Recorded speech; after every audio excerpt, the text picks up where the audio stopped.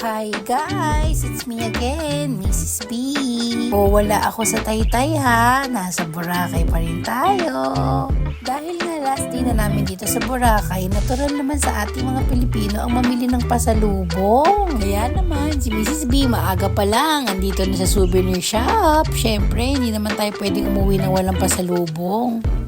Kumain din nga pala kami dito sa Jerry's Grill. Ewan ko ba, ang sarap ng Jerry's Grill dito sa Boracay. At ayan, ang aking napaka-cute na pamangkin.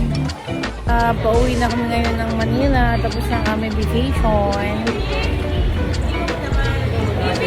Sobrang saya at sulit talaga ng bakasyon namin dito sa Boracay. Talaga namang gugustuhin mo pang balikan kahit talagang nakakapagod. Pauwi na tayo. At talagang grabe na yung ating pagkasunog.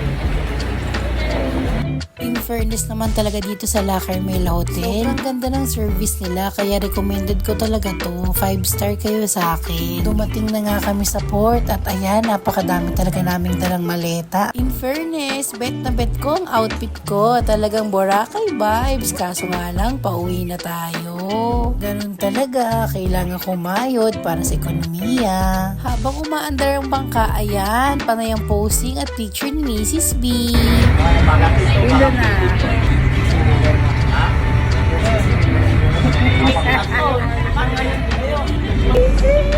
Camila!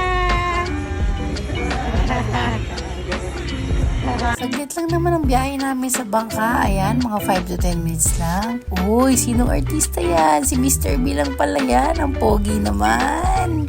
Talagang nagmamadali na kami dito kasi 2 hours na lang maiiwanan na kami ng eroplano. Kaya ayan, buti na lang umabot pa si departure. And we're back. Back to reality na again. Tapos na ang bakasyon. We're back. Mga oras na to talagang gusto ko nang matulog at talaga namang nakakapagod mag-travel. Tignan nyo naman tong si Mr. B para nang ginahasang itsura. Pero itong pamangking ko, napaka-energetic pa rin. Siyempre naman, baka Princess Camila yan.